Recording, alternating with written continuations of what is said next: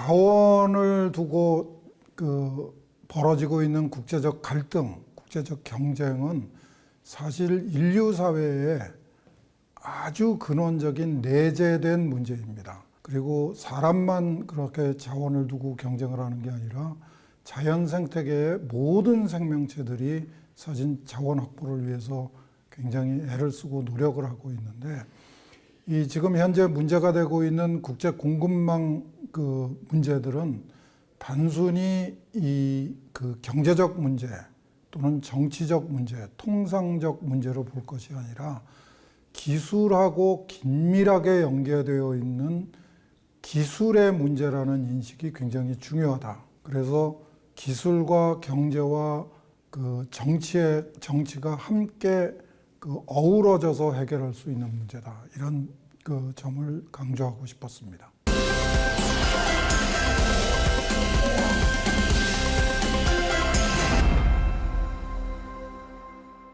서강대학교에서 화학하고 과학 커뮤니케이션을 가르치던 이덕환입니다.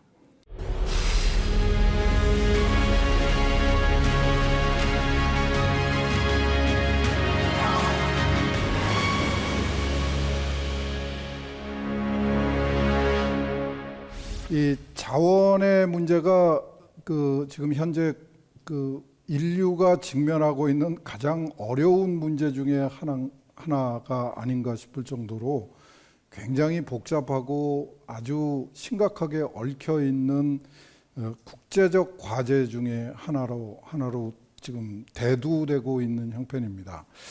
제가 인터넷을 찾아봤더니 이런 그래픽이 있더라고요. 이게 현재 소위 국제 공급망 사태를 그래픽으로 표현한 아주 멋있는 그림 중에 하나인 것 같아서 가지고 와봤습니다. 우선 현재 무역협회가 관리하고 있는 소재의 숫자만 해도 10,000종이 넘는 걸로 알려져 있습니다. 그러니까 우선 무지막지할 정도로 다양한 자원이 관여되어 있고, 자원을 필요로 하는 국가, 사회, 기업 이런 것들이 굉장히 복잡하고 그 자원을 국제적 규모에서 원활하게 공급하고 사용하는 과정이 정말 생각보다 훨씬 더 복잡하게 얽혀 있고 혼란스럽다 하는 이야기가 표시되어 있는 그래픽입니다. 러시아의 우크라이나 침공을 비롯해서 특히 미국하고 중국 사이의 소위 기술 패권 다툼이 본격화되면서 이 자원 순환의 문제, 자원 수급의 문제가 훨씬 더 어렵게 뒤얽히는 그런 모습을 보이고 있습니다. 미국은 아메리카 퍼스트, 소위 자국 우선주의라는 것을 외치고 있고, 중국을 비롯한 자원 보유국들은 자원의 무기화를 알게 모르게 공공연하게 선언을 하고 있습니다. 자원의 수급이 어려워지기 직전까지, 그러니까 지금 다시 말씀드려서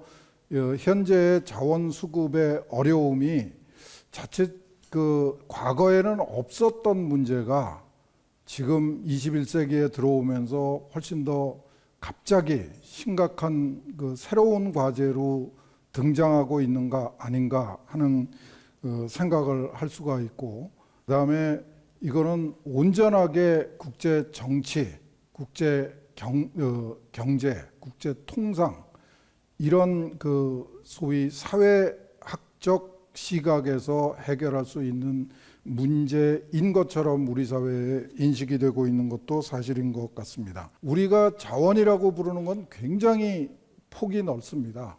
사실은 구체적으로 어디서부터 어디까지가 자원인지 명확하게 정의하기가 힘들 정도인데, 우리가 많이 듣는 거는 천연자원, 식량자원, 에너지자원, 산업자원 이런 얘기까지는 흔히 듣는 얘기죠. 근데 토지도 자원이고 물도 자원이 됩니다.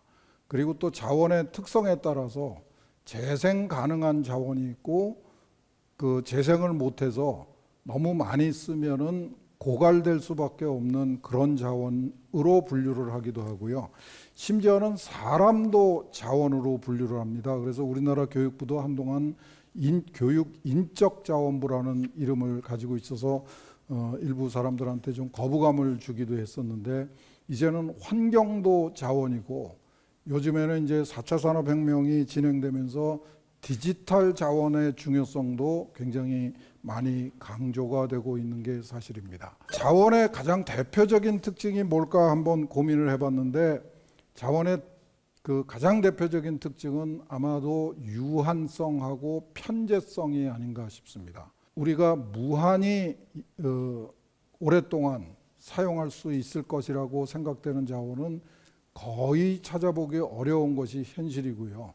물론 전혀 없는 것은 아닙니다. 예를 들어서 요즘 많이 그 화제가 되고 있는 태양광 에너지, 풍력 에너지, 조력 에너지, 이런 것들은 지구가 존재하는 한, 태양이 존재하는 한 끝없이 공급이 될 거라고 그 희망을 가지고 있지만, 사실 그걸 활용하기는 그렇게 쉽지는 않죠. 그 이외에 다른 거의 모든 자원은 유한한 수명을 가지고 있는 게 사실이고요. 그 다음에 자원은 고르게 지구 전체에 고르게 분포되어 있는 게 아니라 그야말로 자원을 가지고 있는 사람이 있고 자원을 못 가지고 있는 사람으로, 이렇게 세상은 두 부분으로 나누어져 있는 게 현실인 것 같습니다. 지금까지 우리가 그 흔히 이 자원에 대해서 가지고 있던 인식은 이 선형 경제, 리니어 이코노미라고 하는 말로 축약을 할 수가 있습니다. 자원을 생산하고 운반하고 저장했다가 가공해서 소비하고 그 다음에 폐기하는, 이렇게 일련의 절차를 거쳐서 생산에서부터 폐기에 이르는 이런 과정을 거치는 것을 흔히 자원이라고 생각을 하고 있습니다. 그런데 경제성이라는 말이 자원하고 아주 밀착이 되어 있다는 의미를 다시 한번 곱씹어 보면은, 자원이라는 말하고 사실은 기술이라는 말도 구분이 불가능할 정도로 따로 떼어서 생각할 수 없는 굉장히 중요한 그 요소 중에 하나입니다. 옆에 있는 게 이제 구석기 시대의 그 돌도끼의 모양인데, 이 돌도끼도 아무나 만들 수 있었던 것이 아닙니다. 이거를 만드는 장인이 있었던 걸로 추정이 됩니다. 그러니까 기술은 그야말로 원초적으로 그 기술하고 그 밀접하게 연관되어 있고, 기술하고 자원은 같이 가는 개념이다, 이렇게 생각해도 틀리지 않을 것 같습니다. 자원을 활용하고 소비하고 폐기하는 과정에 관여되는 과학 분야가 하나 있습니다. 화학을 기반으로 하는 재료과학이 이 자원의 문제를 다루는데 절대로 빠져서는 안 되는 가장 중요한 핵심 그 과학 분야입니다. 여기 그 주기율표라고 화학자들이 좋아하는 표가 하나 나와 있는데, 지금까지 인류가 찾아낸 원소, 자연에서 찾아냈거나 인공적으로 합성한 원소는 모두 현재 지금까지 알려진 거는 모두 118종이 있습니다. 118종이 지금 보여드리는 저 주기율표, 저 화학자들한테는 굉장히 익숙하고 고등학생들, 문과 학생들은 정말 경기를 하는 그런 자료인데, 저기 118칸이 지금 다 완성이 채워져 있습니다. 이제 우리나라도 과기부에서 코레아늄을 만들겠다고 합성하겠다고 대전에다가 지금 그 가속기를 만들고 있는데, 그 코리아늄이 어디에 들어가게 될 것인지는 좀 두고 봐야지 됩니다. 재료과학에 대해서도 마찬가지지만은 화학에 대해서 화학에 대한 우리 사회의 인식은 그렇게 좋지 않습니다. 심지어는 화학 혐오증이라고 하는 게 문제가 될 정도로 상당히 그 반응이 좋지 않은데, 사실은 화학이라는 게 자연에 의존할 수밖에 없었던 인간을 자연에서부터 완전하지는 않지만은 어느 정도 자립할 수 있는 능력을 가져다 준 굉장히 중요한 학문 분야이고 기술 분야이다. 이런 말씀을 꼭 좀 드리고 싶습니다. 우리가 일상생활 또는 산업 활동에서 필요한 자원이나 제품이나 서비스를 생산할 수 있도록 만들어주는 그야말로 우리에게 신의 손을 갖도록 해주는 과학 분야가 바로 화학을 기반으로 하는 재료과학이다. 그러니까 자원에 대한 이야기를 할 적에 이 재료과학에 대한 고민이 빠져 있으면은 그건 사실 의미 없는 얘기가 될 수밖에 없다 하는 말씀을 꼭 드리고요. 화학이나 재료과학에서 하고 있는 일은 합성입니다. 새로운 것을 또는 우리가 필요로 하는 것을 만들어내는 일인데 세상에는 세 단계의 합성이 있어 왔습니다. 하나는 우주적 합성이죠. 지금 118종류의 원소는 우주에서 사실은 별에서 만들어지기 시작했습니다. 이게 우주적 합성이고요. 그 다음에 지구의 땅 속에서 만들어진 지질학적 합성이 있습니다. 돌, 모래 이런 거에서부터 시작해서 철, 금, 백금 이런 광물 소재, 광물 자원들이 전부 땅 속에서 석탄하고 석유하고 천연가스를 포함해서 상당한 우리가 지금 사용하고 있는 자원의 상당한 부분이 이 땅 속에서 지질학적인 프로세스를 거쳐서 만들어진 것이고요. 그 다음에 또 하나 우리가 무시할 수 없는 게 생태계에서 일어나는 합성도 있습니다. 생물학적 합성이라고 부르는 거죠. 우리가 사용하는 식품, 의약품, 염료, 종이, 목재 이런 것들이 다 자연 생태계에 있는 식물이나 동물이나 미생물이 만들어내는 자원들입니다. 굉장히 중요한 사실인데요. 이 기술이라는 게 과연 무엇인가 하는 그 부분에 관련된 문제입니다. 우리가 일반적으로 합성 염료보다는 천연 염료가 더 좋은 거라고 생각하죠. 환경 친화적이고 건강에도 좋고 환경에도 더 좋은 거라고 생각을 하는데 사실은 천연 염료는 기본적으로 굉장히 생산하기 어렵고 환경에 문제를 많이 일으키는 물질입니다. 그래서 아주 오래전부터 인류 역사 이래로 천연 염료를 두고 벌어지는 심각한 부작용이 있었습니다. 그게 바로 신분 차별의 수단이 되었었다. 천연 염료가 신분을 과시하는 용도로 쓰였다는 거죠. 그게 이유는 천연 염료의 희소성 때문에 그렇습니다. 천연 염료를 생산하는 일이 굉장히 어려운 일이기 때문에 왕이나 귀족들이나 사용할 수 있는 거지 일반인들은 사용할 수 없었던 거예요.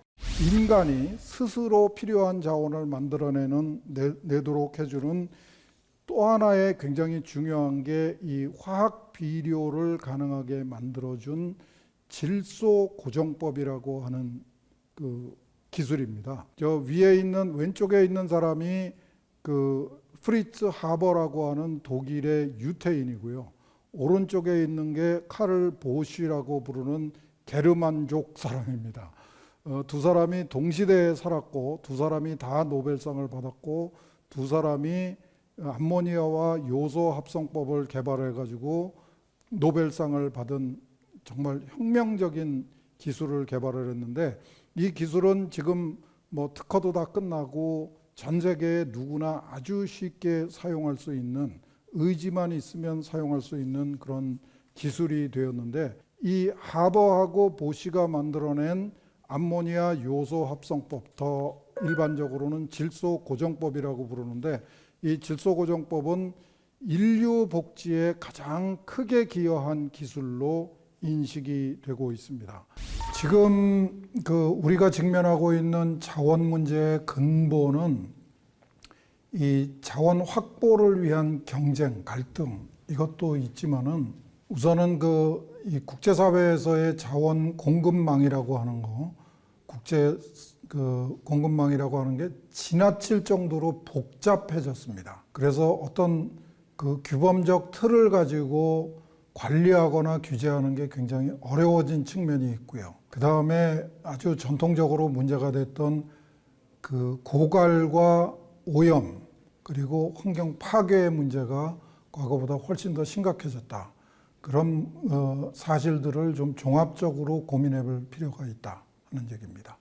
이런 것들을 경제성만큼이나 더 중요하게 고려해야 된다 하는 이야기가 이 가치사슬이라는 개념 속에 들어있는데, 문제는 이 새로운 가치, 환경성, 안전성, 보호성에 대한 이 가치를 객관적으로 평가하는 일이 말처럼 쉽지 않다는 거죠. 이게 문제가 되면서 우리 정부는 이제 우리나라도 글로벌 피벗 스테이트가 돼야 된다. 글로벌 국제 중추 국가가 되겠다라는 선언을 했는데, 이게 실질적으로 가능한 목표인지는 잘 모르겠습니다. 하여튼 우리 사회가 이 가치 사슬에 대한 중요성을 인식하고 뭔가 대응을 하기 위해서 가장 중요한 거는 우리가 할 수 있는, 우리의 역량으로 추구할 수 있는 가장 중요한 요소는 이런 국제 정치, 국제 통상의 측면이 아니라 우리 스스로 할 수 있는 기술 혁신, 특히 아까 말씀드렸던 이 재료과학적 측면에서의 기술 혁신이 가장 중요한 요소라는 사실을 단순히 투자만 이야기를 할 것이 아니라 기술을 어떻게 혁신하고 개발할 것인가에 대한 관심을 더 강조해야 되는 거 아닌가 싶은 생각이 듭니다. 이 탄소 중립에 대한, 기후 위기에 대한 문제도 우리 사회에서 대선 과정에서 등장한 RE100이라고 하는 게 21세기에 대한민국이 절체절명으로 지켜내야 되는 국제적 과제로 인식을 하고 있는데, RE100은 영국의 클라이밋 그룹이라고 하는 민간 단체가 주장하고 있는 민간 캠페인입니다. 우리 에너지 정책, 우리의 환경 정책이 영국의 민간 캠페인에 얽매여서는 좀 문제가 심각하죠. 우리 정부가 작년부터 국제사회에, 특히 IPCC라고 해서 유엔의 기후위기 대응 국제기구에 들어가서 공식적으로 내놓고 있는 게 CFE라고 하는 이니셔티브가 있습니다. 무탄소 전원 이니셔티브라고 부르는데, 이거를 좀 더 강조해야 되는 거 아닌가, 더 적극적으로 수용하는 노력이 필요하다는 말씀을 드리고 싶고요. RE100은 영국의 시민단체가 주장하고 있는 민간 캠페인입니다. RE100은 신재생에너지만 사용하자. 사실은 신에너지, 수소에너지는 거기에 포함이 되지 않고 100% 재생에너지를 사용하자 하는 건데, 지금 현재 활용이 가능한 재생에너지는 태양광하고 풍력밖에 없습니다. 태양광하고 풍력은 간헐성이라고 하는 매우 심각한 한계를 가지고 있습니다. 반도체 산업처럼 1년 365일 하루 24시간 안정적인 전력 공급이 필요한 산업에서 이 태양광 풍력과 같이 간헐성이 심각한 전력은 원천적으로 사용이 불가능합니다. 녹색화학 간단하게 말씀을 드리겠습니다. 저 파란색으로 그려져 있는 프로세스가 이 화학 물질을 더 안전하게 생산하고 사용하고 폐기할 수 있도록 만들자 하는 녹색화학의 꿈을 담은 그래프입니다. 지금 현재 녹색화학은 이제 출발 단계에 있습니다. 그래서 상당히 선언적인 의미에서 머무를 수밖에 없는데, 일반적으로는 이제 인체나 환경의 독성을 적게 나타내는 물질, 그러니까 인체 환경 독성이 낮은 물질을 사용해서 인체 환경 독성이 낮은 공정을 거쳐서 인체 환경 독성이 낮은 제품을 만들고 활용하자 하는 게 녹색화학의 가장 기본적인 취지이죠. 이 좀 복잡한 얘기인데 이제 경제성은 경제성인데 일반 경제학자들이 얘기하는 달러 또는 원화로 표시하는 그런 가치지향적 경제성이 아니라 원자의 활용 가치를 극대화하는 원자 경제성을 추구하자 하는 게 이 녹색화학의 가능성입니다. 이 녹색화학의 핵심은 사실은 아까 순환경제하고 마찬가지로 소비절약과 재활용입니다. 그런데 아까 말씀드렸다시피 그렇게 만만치 않은 과제입니다. 첨단을 얘기할 적에는 정책도 첨단이어야지 되고 정책도 우리 사회에 어울리는 우리가 소화할 수 있는 우리의 정책, 소위 K 폴리시가 나와줘야 되는 거 아닌가. 남의 정책 베껴놓고 우리도 할 수 있다라고 주장하면은 참 난감하다 하는 얘기고요. 정말 중요한 거는 우리 사회의 수용성입니다. 특히 화학산업에 대한, 화학 물질에 대한 수용성을 극대화시키는 노력이 굉장히 중요합니다. 위험하다고 포기하자는 주장은 패배주의적인 주장입니다. 위험하니까 그 위험을 극복할 수 있는 기술과 제도를 만들어야 된다 하는 게 현명한 그 선진국의 자세라고 생각을 합니다. 내재화의 이야기 굉장히 그럴듯하고 설득력 있는 것 같은데 그렇게 쉬운 얘기는 아닙니다. 내재화를 국산화를 하지 않고 생존할 수 있는 방법이 필요하고요. 특히 우리가 에너지 자원에 대해서 실수를 좀 많이 하고 있습니다. 우리의 경험을 잊지 말아야지 된다. 한 세기 전에 우리는 서구 열강에 자원을 내주기 위해서 엄청난 희생을 치렀습니다. 21세기의 대한민국이 동남아시아, 아프리카에 가가지고 우리가 한 세기 전에 경험했던 그런 서구 열강의 그 입장을 반복하는 것은 굉장히 안타깝고 정말 절대 하지 말아야 될 행동 아닌가. 돈을 버는 거, 자원을 확보하는 것도 중요하지만은 우리 나름대로의 품격을 지키고 윤리를 지키는 한계가 분명히 명시되었으면 좋겠다 하는 말씀으로 제 이야기를 마치도록 하겠습니다. 감사합니다. 자원의 문제를 다루고 있는 전문 기술 서적들은 굉장히 많습니다. 그런데 그 기술 서적은 전문가들한테는 쓸모가 있겠지만 이 자원의 문제를 포괄적으로 이해하는 데는 한계가 있는 것 같습니다. 그보다는 우리가 자연에서 어떻게 살아왔는가, 인류 문명이 어떻게 오늘에 이르게 됐는가 하는 그 문제를 과학기술의 입장에서 설명한 책들이 일반 독자들한테도 도움이 되지 않을까 싶습니다. 그런 뜻에서 빌 브라이슨의 거의 모든 것의 역사하고 제러드 다이아몬드의 총균세를 추천드리고 싶습니다.